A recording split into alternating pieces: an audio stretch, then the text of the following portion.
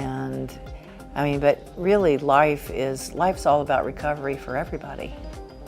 And I think it's just been for me, a lesson in being patient with myself. And I just kept saying the phrase, and now I say to everybody, we're right on time. The moment Vince Gill, Nashville's gentlest man, threatened to get physical with a radio host live on air to defend Amy Grant was just the tip of the iceberg. The truth of their marriage isn't a sweet ballad. It's a quiet war against the world, the immense pressure from their children, and a secret pain Vince chose to bear alone to save everything. The foundation of a relationship. To truly understand the complexity and strength of Amy Grant and Vince Gill's marriage, it is essential to examine its foundation, which was not built on a flawless fairy tale, but on a genuine connection tested by adversity from its earliest days. Vince Gill was already a country music legend by the time they met, celebrated for his immense talent as a singer, guitarist, and songwriter, yet equally known for his profound humility and quiet demeanor, a stark contrast to his charismatic stage presence. Their story began in 1993, when Grant appeared on Gill's Christmas television special, where they experienced an immediate and powerful bond. However, their situation was deeply complicated, as both were married to other people and had children. For years, they honored their existing commitments, maintaining a platonic friendship built on mutual respect and musical collaboration while navigating the acknowledged difficulties in their respective marriages. It was only after their separate divorces in the late 1990s that they finally began a relationship, marrying in a simple and heartfelt outdoor ceremony in 2000. Their new life together immediately confronted the immense challenge of creating a blended family with her 3 children and his daughter. Both have openly acknowledged that this initial period was incredibly trying, demanding immense patience as their children grappled with the new family structure. The birth of their daughter, Karina, in 2001 proved to be a pivotal turning point, whom Vince has lovingly called the glue that truly bonded their family together. They went on to establish a quiet life in Nashville centered on family, faith, and music, where Vince naturally embraced the role of a steadfast and supportive partner. Their enduring marriage was ultimately forged not in perfection, but in the reality of navigating complex challenges through a deep and unwavering commitment to each other. The hardest period of the marriage. While the public saw a fairy tale romance in the years following their wedding in 2000, the reality behind closed doors was a period of intense and quiet struggle. The early years of their marriage, particularly from 2000 to 2005, were defined by a relentless series of challenges that tested the very foundation of their new life together. It was a time when old wounds from the past and new pressures from the present converged, creating the most difficult phase of their relationship. The most significant and persistent challenge they faced came from within their own home, the immense pressure of blending their families. Combining 2 sets of children, all at different ages, and all carrying the emotional scars of their parents' divorces, proved to be a monumental task. Amy's children, Matt, Millie, and Sarah, who were between the ages of 7 and 12 at the time, did not easily accept Vince as their new stepfather. Similarly, Vince's daughter, Jenny, then 17, had to adjust to a new stepmother and 3 younger siblings. The initial resistance from the children was strong and palpable. Wedding photos from their special day revealed children who were visibly unhappy, their expressions reflecting not just childish pouting, but a deep sense of disruption, loss, and fear. Vince and Amy were confronted with the harsh reality that their love for each other had caused a seismic shift in their children's lives, a change that was not welcomed. Vince has spoken with great empathy about this period, acknowledging that it was their turn to be mad. He understood that while the parents had made a choice, the children had not, and they needed the time and space to process their feelings heal, and adapt.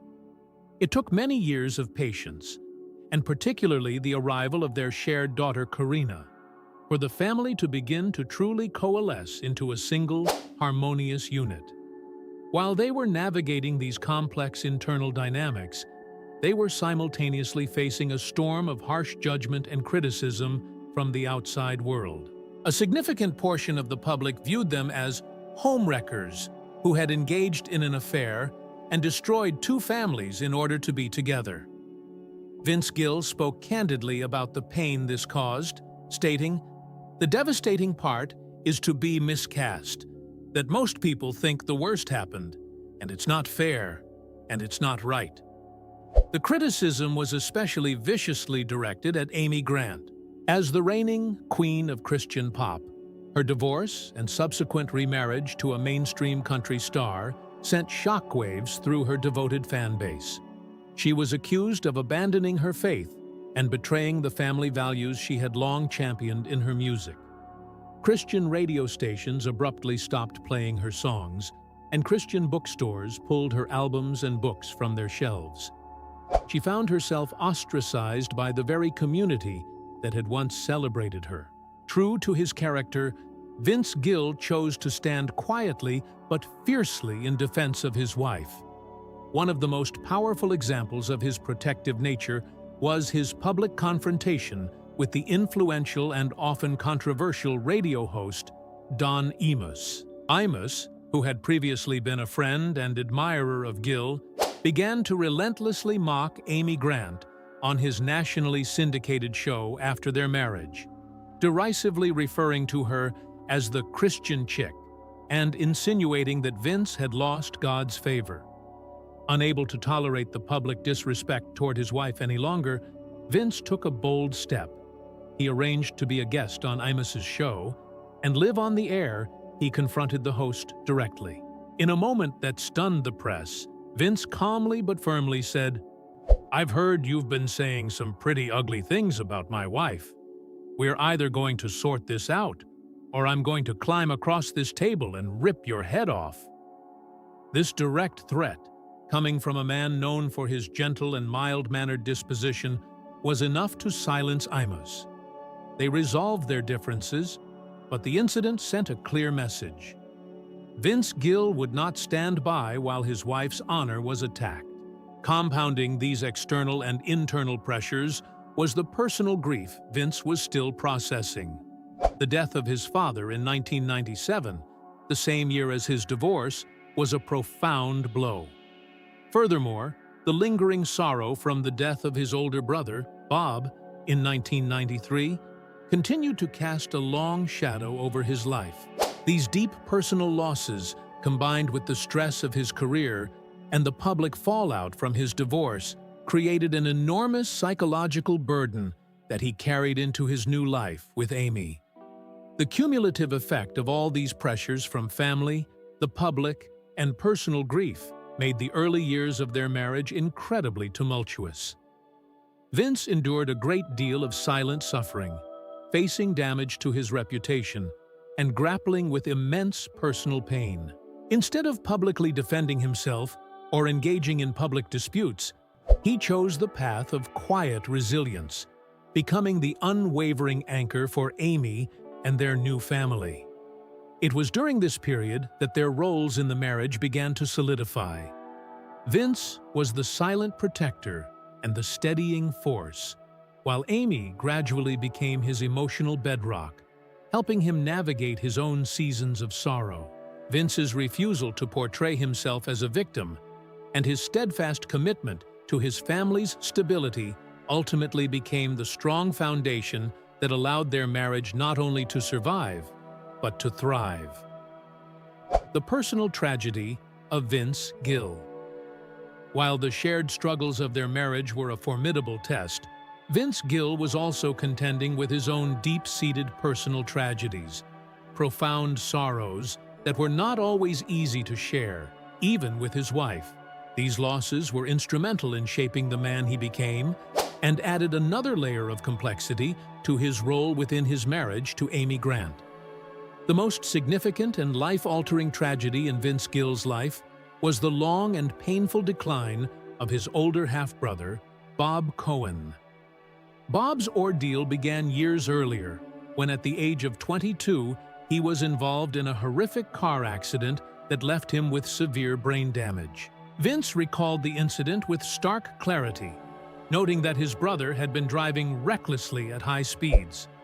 Bob was in a coma for months, and though he miraculously survived, he was never the same person again. For the next 2 decades, Bob lived a difficult and fractured life, struggling with the aftermath of his injuries. He would often disappear for long stretches and eventually ended up relying on homeless shelters. Vince, who had looked up to Bob as his first musical partner, had to watch his beloved brother slowly fade away. For Vince, the sense of loss was prolonged and agonizing. He felt that he died a long, long time ago, even though his body was still here. This enduring pain left a permanent scar on his soul. Bob finally passed away from a heart attack in 1993, at the age of 48.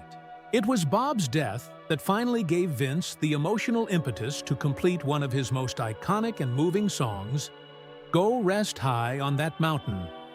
He had started writing the song after the death of fellow country singer Keith Whitley in 1989, but found himself unable to finish it.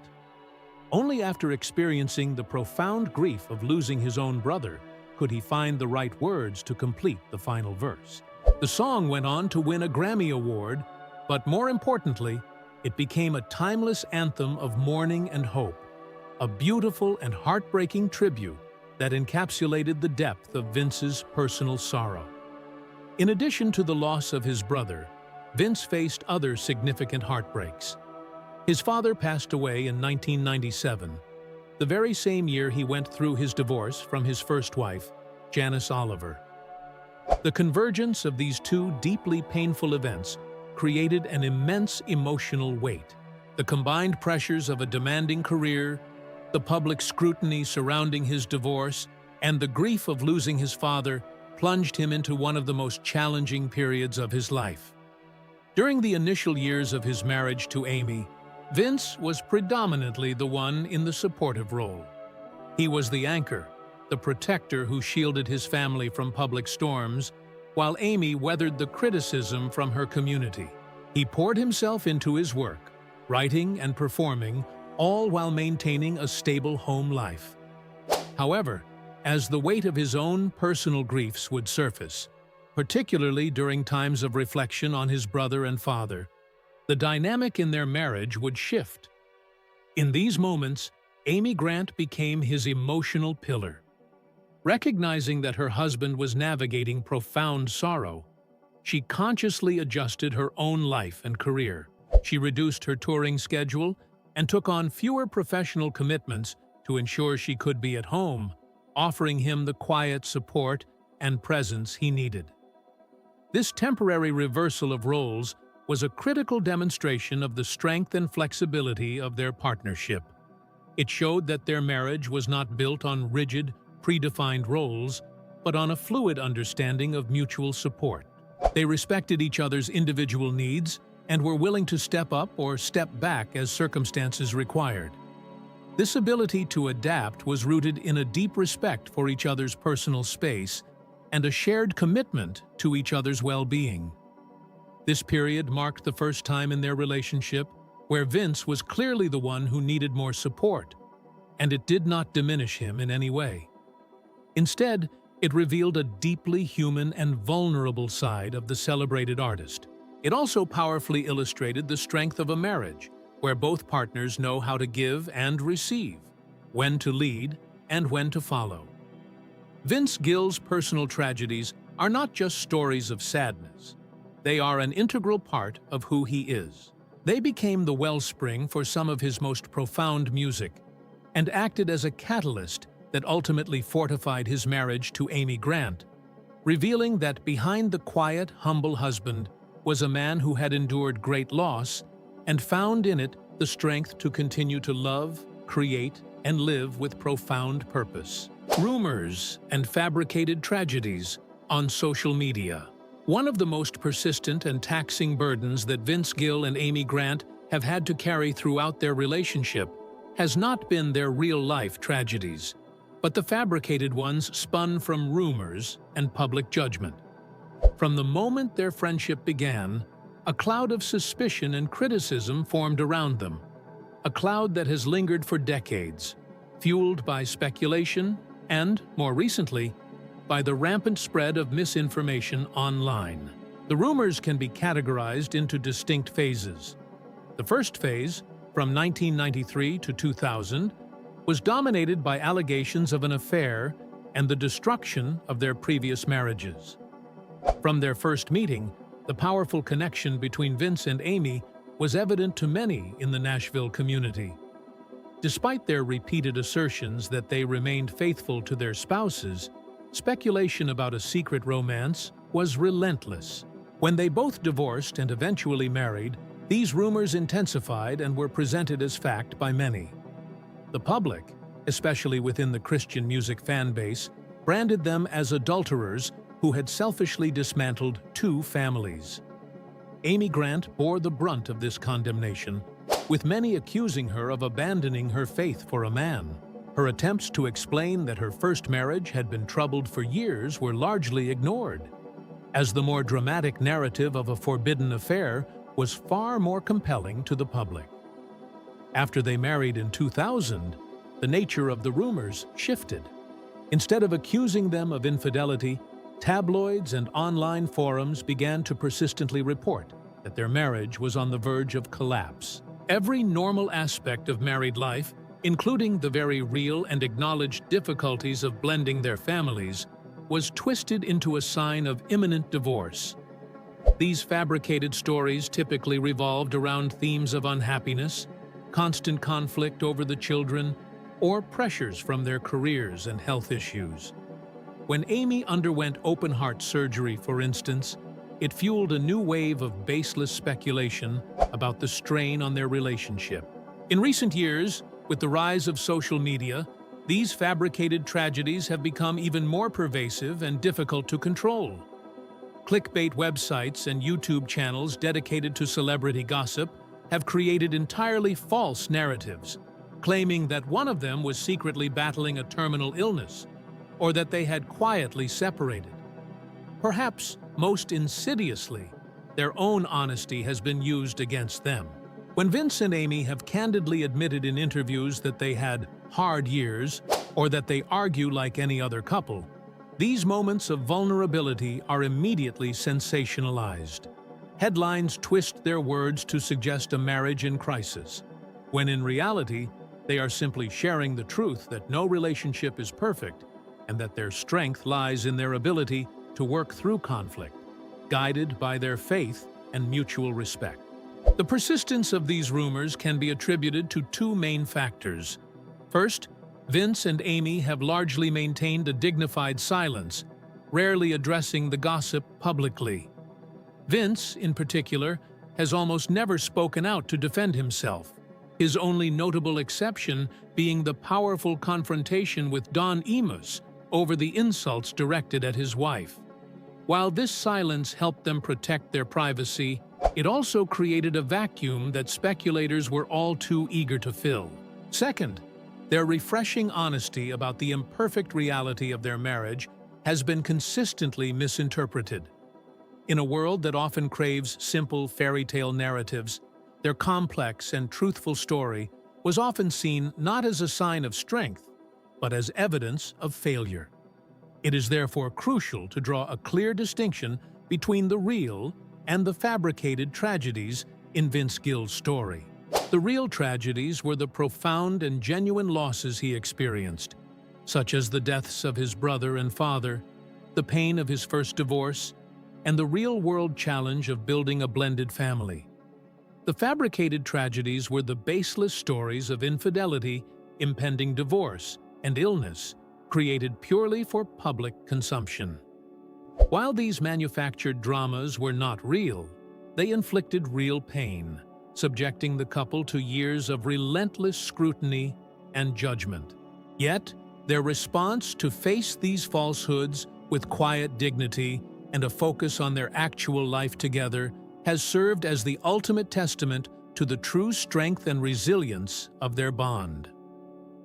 Conclusion: upon reflecting on the entire journey of Vince Gill, particularly within the context of his more than a quarter-century marriage to Amy Grant, a clearer and more profound image of the man emerges, one that is far more complex than the simple persona often perceived by the public. Vince Gill does not fit the traditional definition of a tragic figure. He did not crumble under immense pressure. He did not create public scandals after his marriage, and he never sought pity for his hardships. Instead, his story is one of quiet tragedy and even quieter strength. It is the story of the persistent, private grief over family losses that never fully fades, especially the long shadow cast by the death of his brother, Bob. It is the story of enduring the heavy burden of years of harsh public criticism and false rumors. It is the story of the patient, dedicated work required to build a loving, blended family from the broken pieces of two previous marriages. The most remarkable aspect of Vince's narrative is not the tragedies he faced, but how he responded to them. He consistently chose the role of the quiet supporter, the humble pillar of strength for his family. He stepped back so Amy could shine, protected her from public attacks, and worked tirelessly behind the scenes to maintain stability and peace in their home. He did not seek attention for his own pain. Instead, he transformed his sorrow into the raw material for his most poignant music and into the fuel for his fierce protection of those he loved. His ability to adapt within his marriage, sometimes the protector, other times the one in need of comfort, demonstrates a rare emotional maturity and flexibility. The marriage of Vince Gill and Amy Grant offers a deep and realistic lesson about love and commitment. It powerfully illustrates that true stability in a relationship does not come from a flawless beginning or the absence of conflict. On the contrary, their enduring bond was forged in the fires of the most difficult challenges. Their marriage was built on a foundation of shared faith, mutual forgiveness, and an unshakable commitment to one another. Over more than 25 years, they learned how to adjust their roles, to be strong for each other, and to always lead with respect. Their journey is a testament to the fact that true love is not about finding a perfect person, but about building a partnership strong enough to face an imperfect world together. As they themselves have noted, their story began at a Christmas television special, a fittingly symbolic start. After all the loss, the criticism, and the passage of time, Vince remains the right man Amy chose, and she remains his anchor. They have become each other's true Christmas gift, one that did not arrive in perfect packaging, but whose immense value has been proven, deepened, and cherished through every passing year of shared trials and triumphs.